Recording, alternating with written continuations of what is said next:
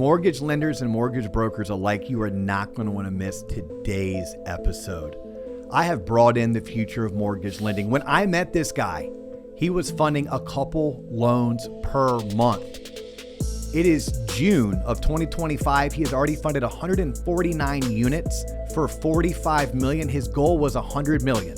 This guy got into the industry when he was 20. He's not even 30 yet, putting up these types of numbers, and we're going to discuss his journey.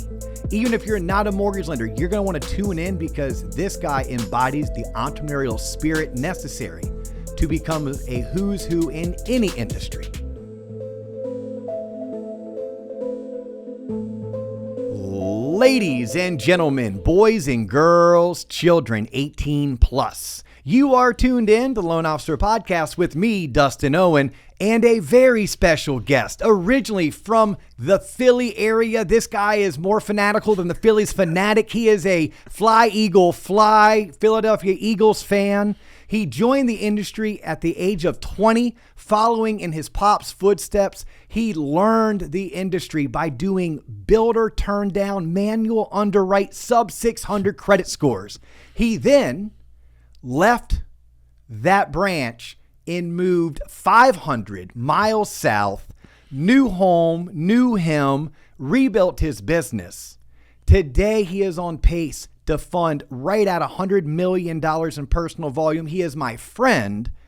He is the one, the only PJ Crescenzo. PJ, welcome to TLOP. Thank you so much, brother. That has to be the best introduction I've ever heard in a podcast. So that is always the goal. The goal is to give everyone that like WWE or UFC style intro because it's A, kind of a big deal these days to be on TLOP. It is. But B, you're worth it because you're taking time out of your day to come share your story with the entire audience. Like, you're a dude who, I don't know if you've recognized this, and I don't know your comp plan. I have no idea how much money you make, but I know how much money people who do $90 to $100 million a year make. Let's just say your time's worth at least $500 an hour, and I've asked you to spend 2 hours driving to the studio, hanging out with me, recording, and then driving back to the office. So you are worth that type of intro. Thank you so much, brother. Well, Morgan Freeman has nothing on you, so I'm grateful Morgan to be here. Freeman, wow. I mean, I'd have to like drop down my baritone. You know, John Coleman could probably do Morgan Freeman better than me. I'm way too excitable. I don't think Morgan Freeman ever like allows his excitement to show. Where me, I'm like a damn pendulum that swings both ways, extremely That's volatile. What keeps the people coming back, bro. Hopefully, I like right? I like Hopefully. So this is a long time in the running.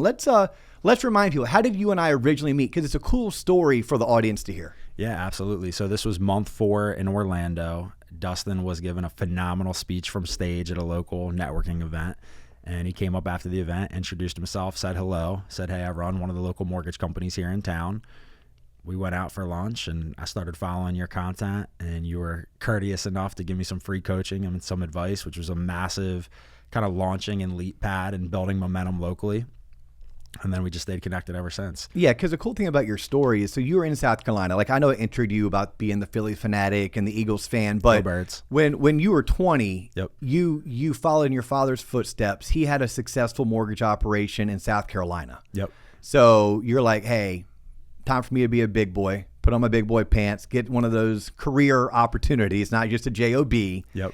And you moved down and you got to learn the ropes working in a intense, like, I know your dad. So an intense environment where I'm sure it was trial by fire and drinking from a fire hose. And you did that for how long before you, quote unquote, went out on your own? Yeah, well, it was really 2 different industries, working for my dad and coming down to Orlando. Like, I know they were both mortgages, but they're very difficult to compare to each other because one was so execution focused that was the only thing that was on the forefront, was just executing at a very high level. When I moved to Orlando, I realized, wow, there's way more to mortgages, both good and bad, of just building relationships in a local market and knowing where to go and who to talk to and a P&L and just different things about what it takes to make it, other than, hey, you have 12 hours and 72 loans that need to get touched and you need to go 72 for 72. Yeah, because not to like get too far in the weeds, but when you worked for your father, he had all of these relationships with home builders. Correct. So you didn't have to worry about getting leads. No. You had to get ready. You had to get worried about, can I turn around this builder turn down quick enough to keep pops off my back and turn a builder's no into y'all's yes, because your only way to make money was to figure out how to do the hard loans. 100%. It was all conversion and fulfillment. And then when I came down, I realized there's more pillars, right? There's leadership and lead gen, and then post-closing and client retention. So yeah, it was So for anyone who's just getting started, in a way, you can say you restarted 18 months ago. Oh, 100%. Well, and I'm glad you mentioned that, because part of the toughest thing about building in the new city, and I think for any originator, even some of the guys on my team, is having the confidence in your identity to know that you're able to make it happen. Because even if you can't make it happen, but you believe you can make it happen, your probability of making it happen just became that much greater. Okay. So when I came down, I said, can I do this? Can I not do this? And my wife the whole time was like, you're insane. You absolutely can do this. But until you've done it and shook a hand, got a lead, closed the deal. Like I remember my first lead in Orlando was on an Instagram DM, took a realtor out for coffee. He said, hey, do you know anything about USDA financing? And one of my sales tips is whatever the question is, I specialize in that. Okay. Like I love USDA financing. Ended up flipping them FHA because they didn't qualify, as 90% of people don't. Had you done many FHA loans? Yeah. I mean, not FHA, I mean USDA. Yeah. Okay. There's a lot of rural areas in South Carolina. Okay. So I remember at one time in my life, my phone screensaver was 30/43. So I knew the max DTI because I was so focused on making sure I could qualify those deals correctly. Okay. So anyway, But you had DM'd a realtor. Yeah. So my first deal in Orlando was just DMing a realtor. And did you DM them to send you a lead or DM them to meet with you? My number one approach was just, I want to learn your story, which was genuine. Yes. Like if I saw people doing interesting things, I knew I just wanted to make friends, because it was also a brand new area. And I also heard the loan officer with the most friends wins. So I said, I don't care if this guy ever sends me a deal, but I'm going to be authentic. I'm going to show up. I want to meet him. I want to learn about what he has going on. If there's an opportunity for me to add value, then I'll do so. But it wasn't until month 5 or 6 in Orlando I realized, oh, I can do this. Not only can I add value, I can build relationships, and relationships where they're fruitful in both ways. And I think that's one of the things that loan officers, if you're competing with a lot of people, sometimes it can be difficult to question or know the answer of how am I better than the guy next to me, until you start to see the value on the other side. And then once you believe that you are valuable, it's just rinse and repeat. It's funny. We coach a lot of people who are at T-Labs Originator Coaching, and that's the first thing I tell somebody. I'm like, are you telling me you can't be a good human? Are you telling me you can't be someone's friend, that you can't look out for their best interest, that you can't want to know what makes them tick, what makes them fearful, and then how do you do more of the things that make them tick, and how do you help them overcome their fears? Because that's what a partner does, regardless if you are a lender calling on a realtor or your two spouses, right? Those are what partners do. Partners pick each other up. If you and I were business partners, we would have that type of dynamic where I'd want you to know my fears. Yep. I'd want you to know what makes me tick, so you can make sure you're helping me do the things that make me tick more, and you're keeping me out of the things that maybe make me fearful. And it's not necessarily about how many loans you've closed in the very beginning. It's about how good of a human can you be to this other human, and can you be genuine, which obviously you were. Yeah, and that's one of the best things about T-Lab coaching is it brings the human element back to producing, which is if you just do right by people and you're kind and you honor your commitments and you do what you say you're going to do, and then you do it a lot of times, all of a sudden you look up and you say, hey, wow, we've built a pretty incredible business. Yeah, we're going to dive into that in a second. But one thing I wanted to point out that the listeners should know, or the viewers if you're on YouTube. By the way, if you're not on YouTube, what are you doing? Like literally, there's way more content on our YouTube channel. Look, we love it when you listen on Spotify and Apple. And please give us a 5-star review. We need all the reviews that we can get, but you're missing out on all the additional free trainings that we throw up on the YouTube channel, because the podcast only drops Mondays and Fridays, but we drop other content during the middle of the week. Anyhow, so something that I'd want the viewers on YouTube to hear is, like, you are a 25-year-old husband, father of one with a baby on the way. Yep. And you moved your family from Myrtle Beach, right? Charleston. From Charleston. Close. From Charleston down to Orlando. Yep.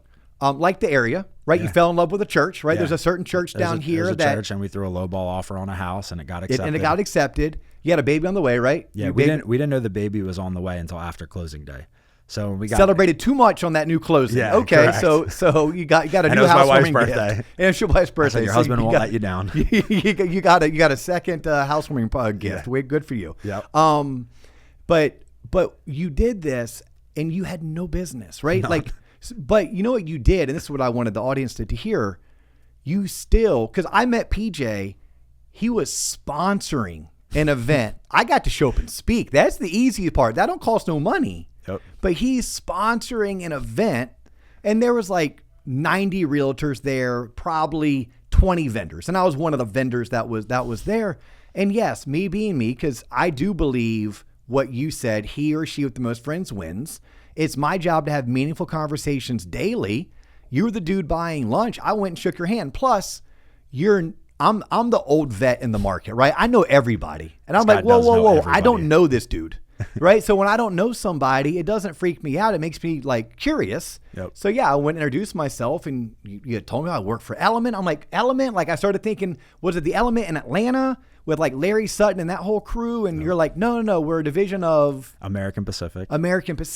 And I was like, oh shoot. Okay. I'd heard of American Pacific. I didn't know your DBA. Yep. And yeah, we just, like most relationships, when you like someone, you like somebody. Yep. So obviously we hit almost it off. got together for poker, but we're still rescheduling that night. We played Thursday, and I thought of you. The problem is he and I live like 40 minutes on the other side of town. Like Yep. I'm on the east part of town, you're on the west part of town. It's easy to grab lunch because I work in the middle, right? Anyhow, I digress. But the important thing is, this is what I wanted the audience to learn, is that had I not gone to that networking function, Yep. you had every reason not to spend the money to be the food sponsor of 100 people. Absolutely. Right? Had you not done that, like this relationship may never have been there.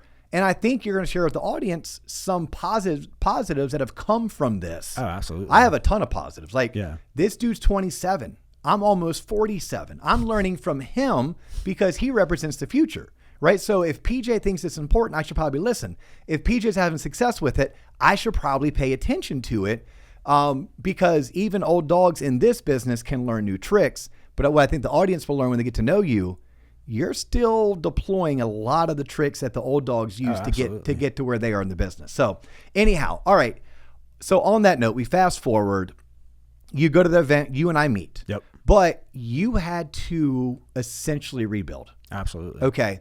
What was the first 2 or 3 things that you did that worked really well that you would recommend to anyone else that either has to build their business or has to do what you did, which is rebuild? What did you do?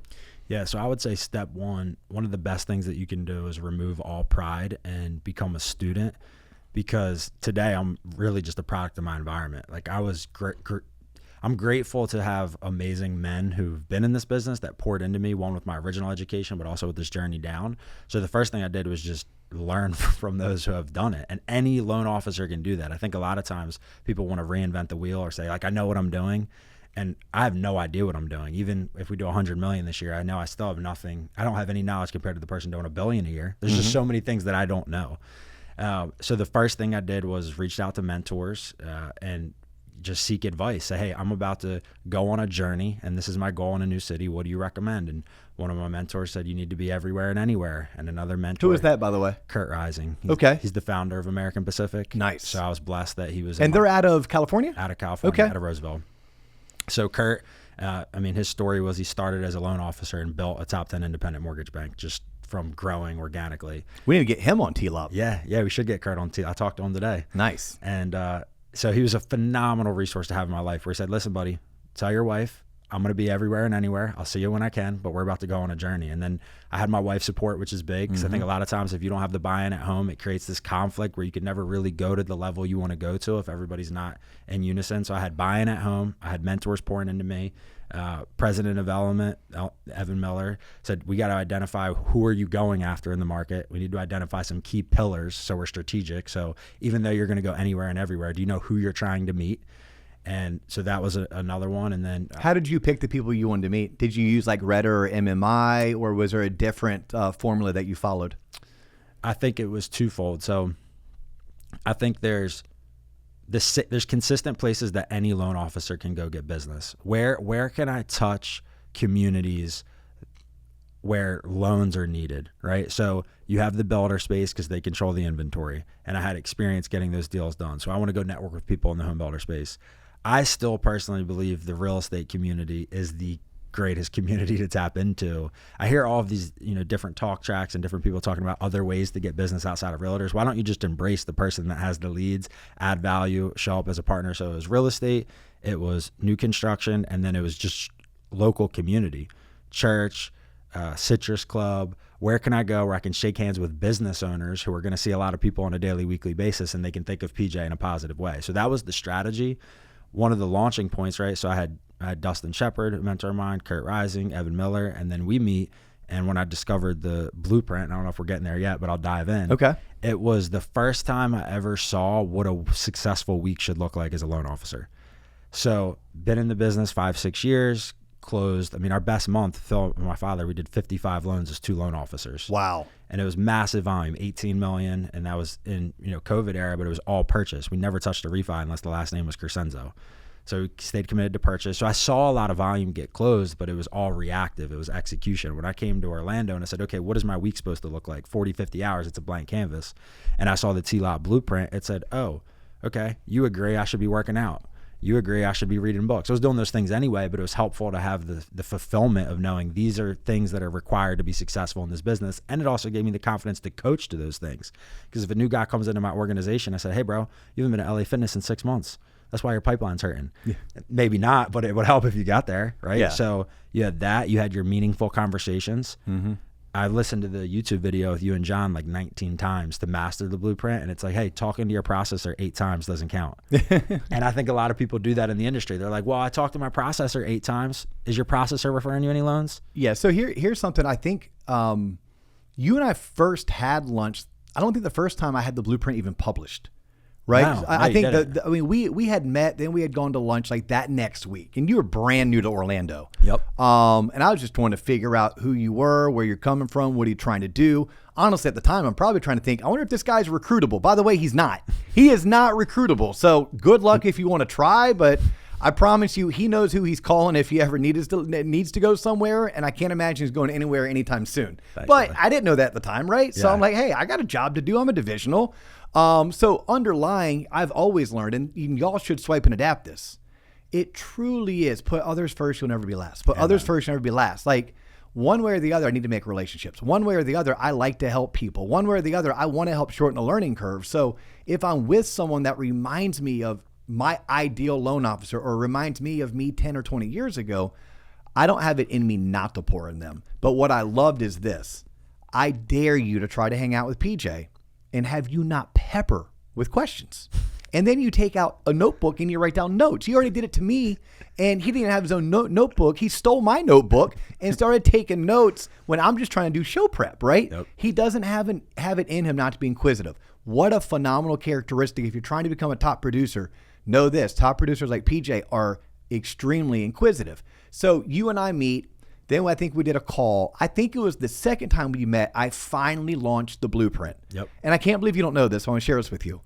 Do you know that I teach a free masterclass every month? Okay. Every month, if you are tuning into the show, if you're going to our website, tloponline.com, if you signed up for my newsletter, which you can sign up for the newsletter on... Love the newsletter. On TLOP Online. Your newsletter is pretty good too. I want to talk to you about that in a second. Okay. But if you sign up for the newsletter, you will get invited to the masterclass. Well, the first month of every new quarter, I actually teach live the blueprint.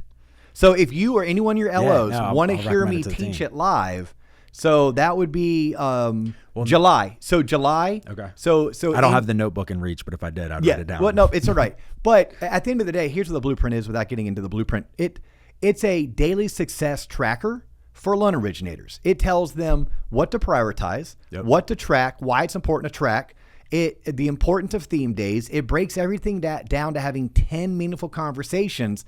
And then it even gets into monthly. Monthly, you should be having this many face-to-face meetings. You should be attending this many out networking functions. Your social media strategy should look like X. Like that's all the blueprint is. And I need to give a shout out to Mama Holmes. Mark Holmes is my chief of staff. He's the executive vice president here at TLOP.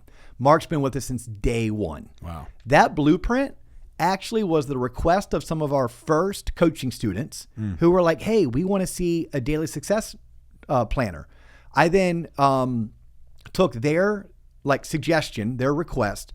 I got with Coach Gwen, Like Coach Gwen herself, $100 million producer. Her branch will do probably close to $180 million this year. I got with Coach Brian Kemble. I got with some of my loan officers and branch managers that work directly for me. And like 8 of us put our minds together. But the layout came from Mark's mom, Mama Holmes. So I always tell Mark, shout out to Mama Holmes. Let's go, She Mama. actually works in the mortgage industry, not in originations. Like she's more in like tech or tech support, but she's a wizard with Excel. So so even Mark's mom helped put this together. But if you're a loan originator and you're like, hey, I too would like some direction on how do I schedule my week, schedule my day, what's important, what should I be tracking, etc. We teach it on the blueprint, and we teach the blueprint 4 times a year on a live masterclass, or you can just join our coaching program and you'll have full access to everything. Well, and the thing that I like about it is even aside from originating, it's the philosophy of anything that you want to be successful at in life is daily, weekly, monthly activities. It gets you in a rhythm where it's, okay, we want to spend more time together as a family. All right, well, what is our daily, weekly, monthly activity going to do it? Can we implement theme days? Even you were telling me like, hey, Saturdays we're going to go out to restaurants. It's everything in life. It's your thoughts create your actions create your habits create your results create your legacy, whatever that thread is that you follow. It makes it so simple. One of my favorite things about lending is I don't need to be able to dunk or run a 4.5 in the 40, but we can have MBA level success. Yes. Off of showing up in an office and having a Wi-Fi connection and loving and serving people. And we can do it for 20, 30, 40 years, where most professional athletes can do it for 2 or 3 years if they're lucky. And the impact you're making is external, not internal, in the sense that when we're going and having a successful month, we've impacted a lot of families. It's not because of how good we are. It's how good did we become so that we could amplify the impact we're making. Yeah, you know what I love about your intentionality, and it's why like I preach intentionality. I mean, even to myself first, like, hey, Dustin, what do you need to do to be more intentional? Like there is a thing, study this, called decision fatigue, meaning we make our best decisions earlier in the day. Yep. Now, maybe if I went all morning not needing to make many decisions, then I'm still at my best in the afternoon. But we only have X amount of bandwidth mentally to where once we've made too many decisions that day, then we get decision fatigue. So our decision making starts to become more fuzzy and less clear as a day progresses. But when you can be scheduled, when you can be regimented, when you can follow theme days, you take thinking out of it. Well, and one of the greatest mistakes originators make, or really any high-level professional or low-level professional, if it's a mistake you're making, is all of the time you spend negotiating with yourself. So when you've already outlined what you're going to do, you don't have to waste time of, am I going to negotiate with myself about this next activity? Yes. So like my point is I want to make myself so boring that when it's time for me to perform, I'm at my best, because I don't need to make a decision. What do I wear today? What do I do today? Where do I need to be? No, I know that because I'm following the blueprint. I know that because I keep my calendar religiously, and I understand there will be times I need to be at my best, and I can be at my best because I didn't have to decide, oh, what should I do today? I wonder what I should wear. Where should I go today? No, my daily, weekly, monthly routine tells me exactly what I need to do. It tells me how I need to dress, what I need to pack the night before, how early or how late I can sleep in, right? How early do I get up or how late do I sleep in? That's so good. It's like extraordinary is doing ordinary things well. Yes. I like to say the only difference between ordinary people and extraordinary people is the extra or extraordinary, if you want to say it like blurred together, but it's actually just extraordinary people do the ordinary just a little bit extra more. They're just extra. They do a little bit extra. That's good. But they get extraordinary results by doing a little extra. Love it. And I love to hear that you're still calling on real estate agents, and real estate agents are still a big piece of your business because you do have that builder track that not many of us have. Yep. If you looked at your business today, like just kind of fast forward, we're middle of 2025. When we get to the end of 2025 and you and your team are coming so close to that $100 million, but you're going to crush your 300 units. Yep. What percentage of business do you think came from builder? And then what percentage came from realtor? And then what percentage came from other? Yeah. So I would initially say 60-40, 60 new construction. No, 60 resale, 40 new construction. So 60% came referred to you by real estate agents. Correct. But I would also say there's a 10% sphere of influence. Like I've gotten a lot of organic leads through Instagram. I've had a lot of friends reach out from college and from just networking. So then we could say 55, 35, 10. That would be the sweet spot. Yeah. 55, 35, 10. They're different businesses. And I think that's why it might be tough to create that spread, because executing on a new construction transaction, if it's a quick turn down, it requires a completely different set of SOPs. Handling a traditional resale transaction or a realtor referral, which probably a majority of the industry does, that requires a different set of SOPs if you're going to do it at a high level. And your friends and family, you could be terrible and still close friends and family referrals, but they're important. So you think you'll close close to 30 friends and family loans? I have 5 friends and family loans for July. That's fantastic. No, because here's one thing I know. Like, look, PJ and I have become friends. I'm not going to deny that, and I can't wait to see where our relationship goes over the next 5, 10, even 20 years. I mean, when he and I grabbed lunch, again, this dude's 20 years my junior, we grabbed lunch and he literally starts coaching me, and it's good advice. Like, thanks, you told me about coaching. You're like, you need to go, what'd you tell me to do? Like, think bigger and charge more. Yeah. I think is what you told me to do. Think bigger and charge more. I was like, damn, okay, PJ, I'm going to take that as my marching orders. But you went all in on social over the past 6-9 months. Like, I've noticed it. And I'm curious, I think I know the answer, but I haven't asked you this question yet. So we're going to ask it and you're going to answer it for me and the audience. What type of time commitment, what type of monetary commitment, and give us what your experience has been with your results? Yeah, I would say so. The commitment to social is like the commitment to anything that I do in my life. Is I just wanted to get better every single time I do it. So all it started with was I'm going to record videos in my truck, and I found somebody on Fiverr who, if you're not using Fiverr, it is the easiest way to get graphic design work done, to get editing done, to get social media done. It's just a third-party marketplace app where somebody overseas will execute on work for you. So I started recording in my truck, and then I said, you know what? I think I need to get somebody to show up with a camera. And I had somebody show up with a camera. So over time, it went from maybe $150 a month to the max I'll spend is $1,200 to $1,500 a month for really high quality reels. But the investment is in building a reputation as somebody that's going to create helpful content that educates. Like, the goal isn't like, if I watch a video and I said this looks too advertising or it's too much of a promotion, I'll archive it or re-come up with the script. So every time I look at a video, I'm saying, did somebody learn anything from this? Because if they didn't learn anything from this, I didn't do my job. And I think that's the thing when you get back to being authentic and intentional. I'm not trying to get more followers. I'm trying to have more people learn from following me. If the content is better and the value is better, the following will be better. So it went from a couple $100s to $1,200, and the time commitment, it's really easy. And this just happened within the last couple of months, but it's just 1 hour every other Monday. I shoot 1 hour every other Monday. And you get 20 pieces of content or 10? Or I'll do 5 to 6 reels. So I'll get per shoot, maybe 7. So maybe total a month we have 16 reels. Okay. And we pick our best 5 to 6. And I have my marketing coordinator send them out. And that's not true. We went up to 2 a week now. So I would say if we do 16 reels, we probably take 10. But I want to be putting something out 1 to 2 times a week. That's helpful. And then I'm also, when you were talking about being a student and being curious and being inquisitive, one of our top branches at APM, there's a speaker, Brent Hicks, one of the best mortgage professionals I've ever seen. He was speaking on stage, and he said the meek shall inherit the earth. But when he said it from the standpoint of being a student and being curious. So even with social, I ask all the time, like, is this content helpful? Like, and if it's not, and it's not good, then tell me. I want to make it better. I have zero problem. It's probably the best thing that's kept my marriage going is I'm like, hey, I'm open to feedback. I'm open to get better. Like, I'm not saying I got it all figured out. I'm just saying I'm committed to figuring it out. Yeah. And that's I like that. I don't have it all figured out, but I'm committed to figuring out. Yeah. And that's what I want to do is, like, I think of myself as a student of growth. I might not be there today, but I'm going to study the game. And that's what I love about your content and interviews and podcasts and professionals. And the older the room, the more excited I get. I don't want to be around everybody that's my age. Like, what am I going to learn from them? And not to say I can't learn, but I love when you have 20 years experience. Yeah. And I can get 10 years of feedback on 4 bullet points, then go back and implement it. I share that. Anytime I'm around someone that's, someone I looked up to in the industry, I love hearing their origin story. Because we all come from somewhere.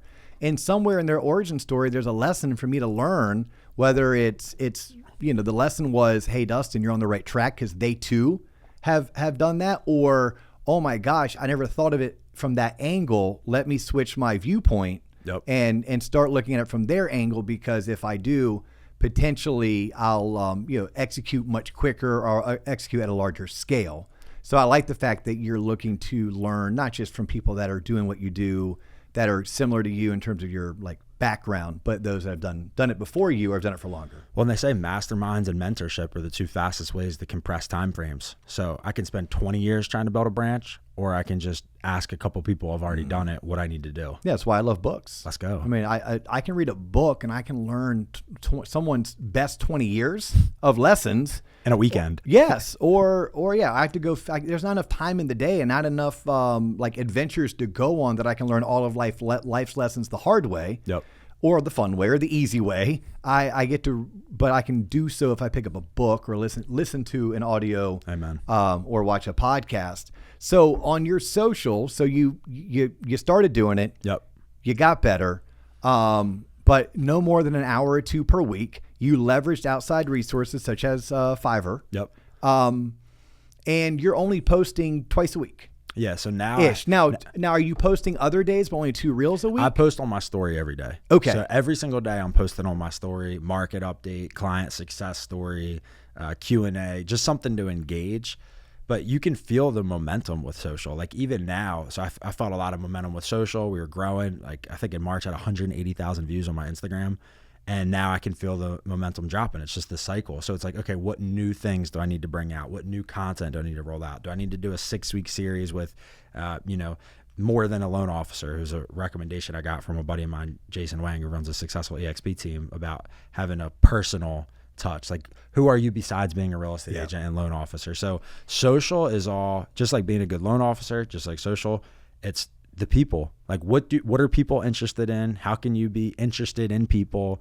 And that's the goal. So now that you've been doing social, and what I was trying to tie this to is, did you see an increase in your friends and family leads because of social, or did you do, because getting that much business from friends and family, it doesn't happen like without intentionality. Like you have to have a strategy to market to these men and women. So I was curious, did you have any other strategy, or do you think it's like, no, they're my friends and family, so of course we're connected on social, but because I'm posting and they're seeing my post, now I stay top of mind and I'm their first phone call? Well, my biggest Instagram win was in February. It was a DM $800,000 purchase. Somebody was buying a house again, and he just said, hey, I'm getting ready to go through the mortgage process and I'm not sure where to start. Can you help?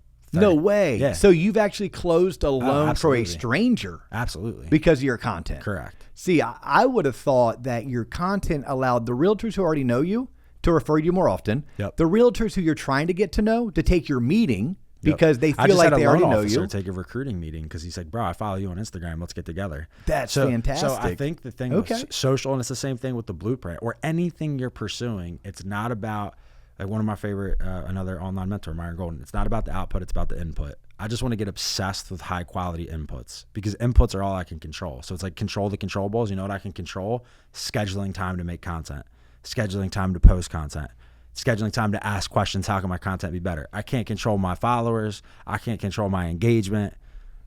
All I can obsess about is the inputs. Yeah. I freaking love it. Back on marketing, I mean, how would you describe your marketing strategy to someone who is like, PJ, how do I be more like you? Yeah, I would say, how many people know you? And when they see you, how good does it look? Okay. That's marketing. I literally had a meeting with our branch marketing coordinator this morning. I said, your number one job is for more people to hear the name Element Mortgage everywhere they go. And when they look us up and they see us, we better look beautiful.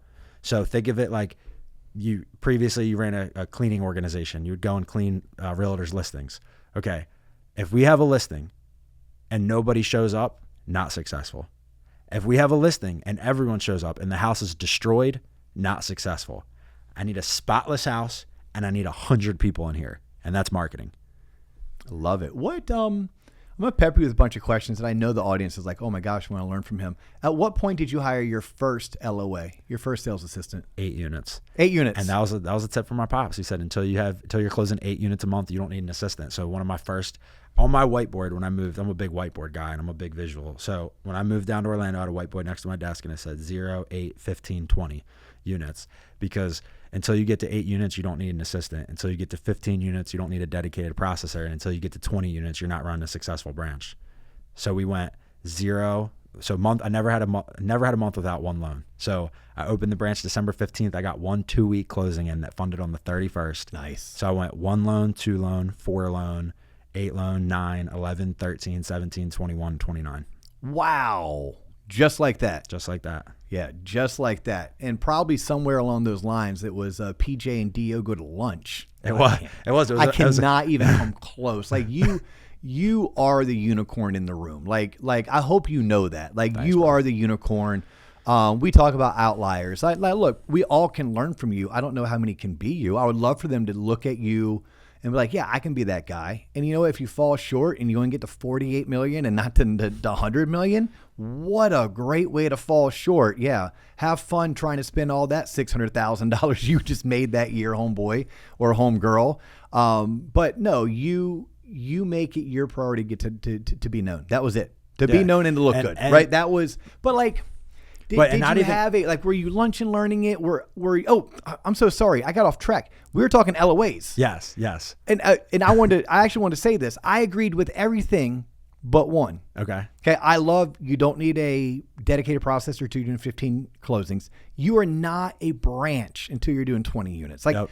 I look to onboard branches that can do 50 million, but on their way to 100. Now, will I bring you on as a branch at 20, 30 million? Yeah, if I see something in you, if you have a high ceiling, if you have a ton of gas in the tank and a go button. But you should know a branch is 20 plus units. A branch is 50 million and preferably on its way to 100 million. The no LOA until you do 8. This is where you and Phil are a little bit more hardcore than me.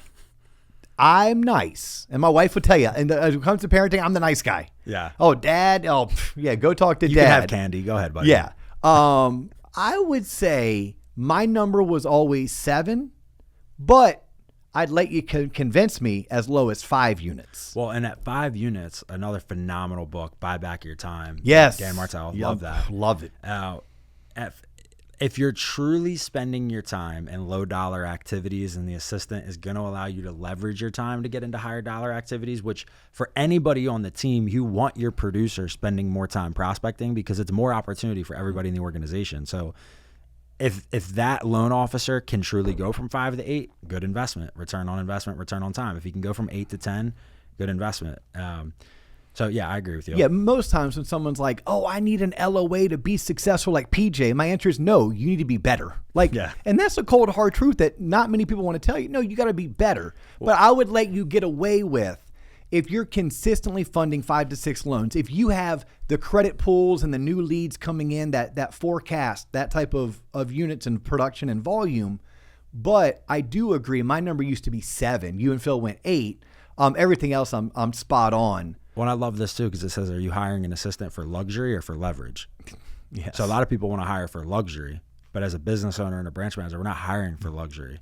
As a branch manager, I can tell you who the LO was. I won't use her name, but I literally had to say to her, if this hire is solely so you can go on more mission trips and take more time off, I'd love that hire.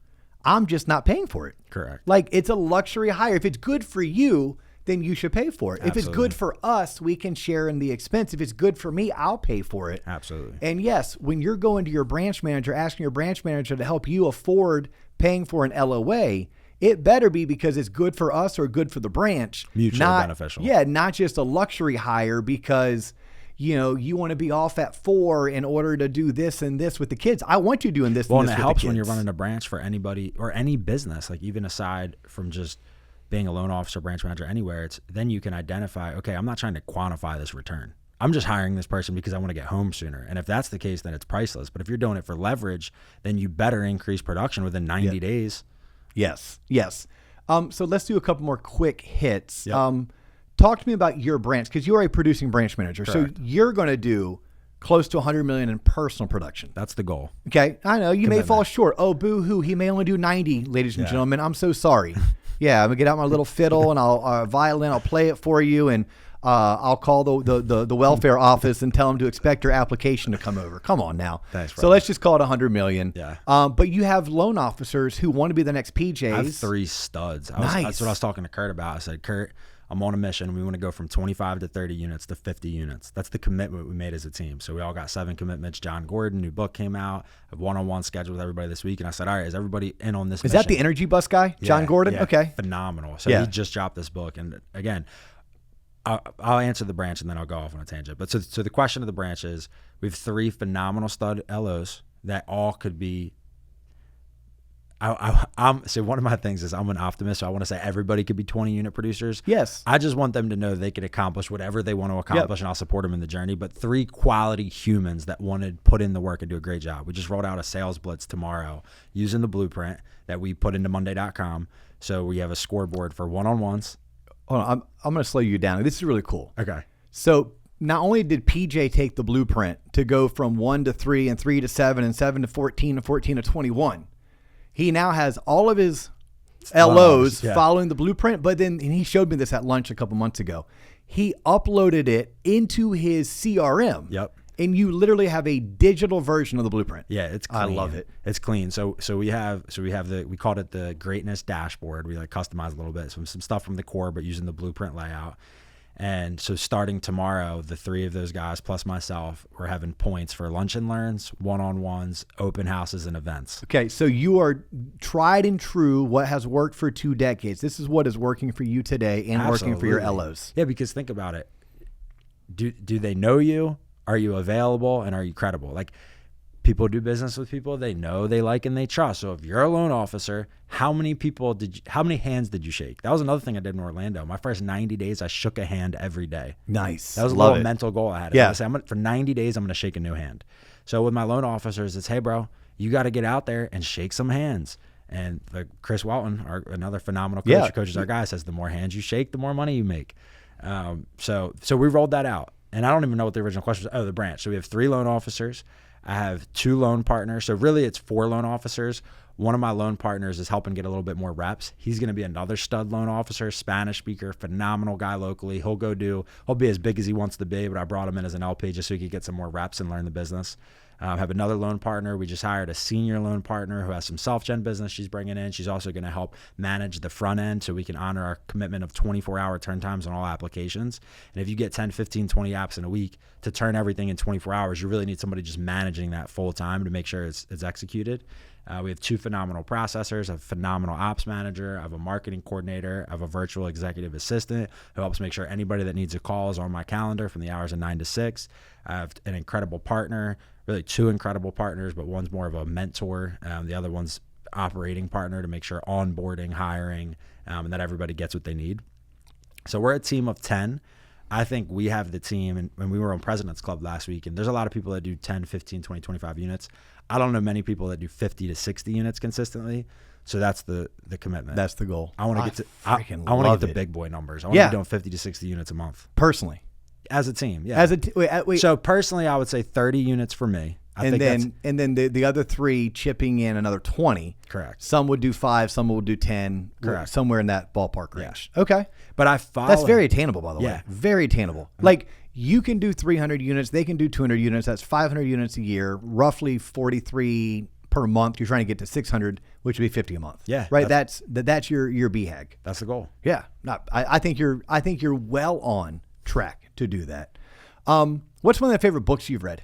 Like, if someone's going to get into reading, because I know you're a big reader, read this book first. Yeah, so I got a couple of them. Well, I'm biased, right? So I'm a believer. I'm going to say the book of Proverbs in the Bible. Okay. Best business book ever written. Okay. You don't even have to be a believer. Just read Proverbs in the Bible. Proverbs. Old Testament, New Testament? Old Testament. Okay. Ancient wisdom, King Solomon, wealthiest man that ever lived. Phenomenal, because it's teaching you how to be a good person in business. Okay. I've read The Richest Man in Babylon. Yeah, well, a lot of similar principles. Okay. All right, so go Proverbs, number 1. Number 2, I'd say Man's Search for Meaning, Viktor Frankl. Story about wow. That's okay. That's like a classic. Holocaust survivor. Yes. Wife's murdered, kids die, head shaved. And where does he find freedom and the opportunity to respond? So you want to gain some confidence and some purpose in your life. Know that no matter what happens to you, you have the freedom to respond to adversity.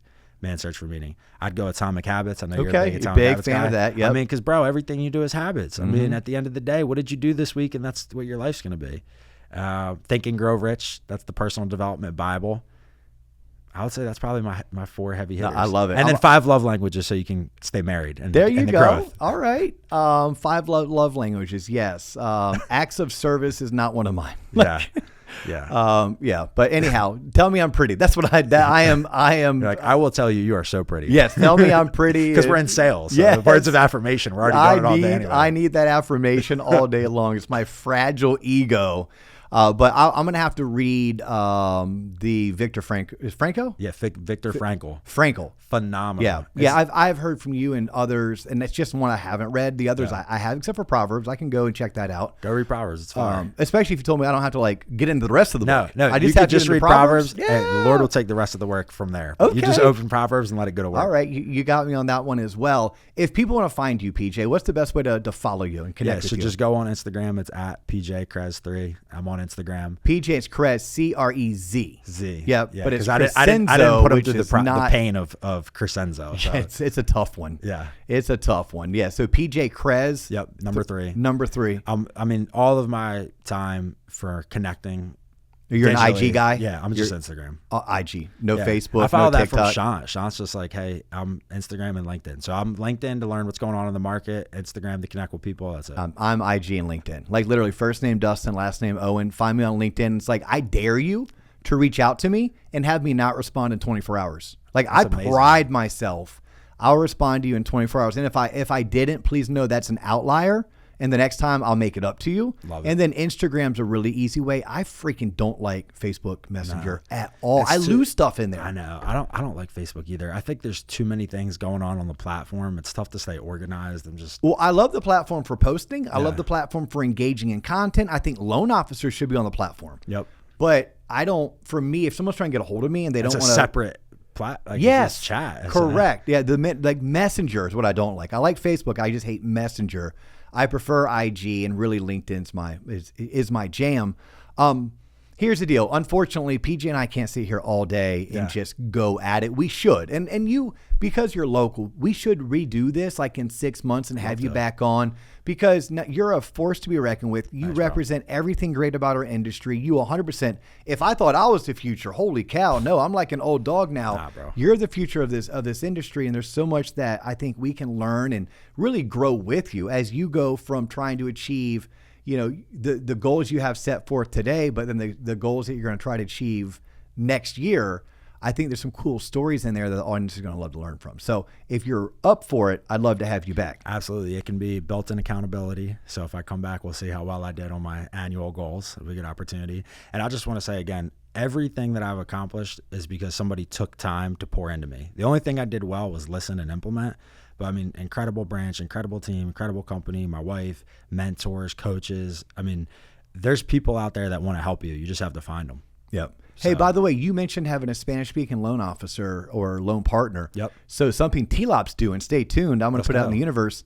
We're taking some of our best content and we're producing it in Espanol. Wow. Yeah. So if you are interested in being on the first, like the first take, and you'd want to learn more about how you can learn from T-Lop, but have it spoken in Spanish. Wow. Hit me up on LinkedIn. I'm creating a list of those that would be interested so we can have further conversations. But I anticipate by mid-July, we're going to have courses launched in Espanol that are based on all of the core principles that we teach at T-Lop's Originator Coaching. So that's beautiful.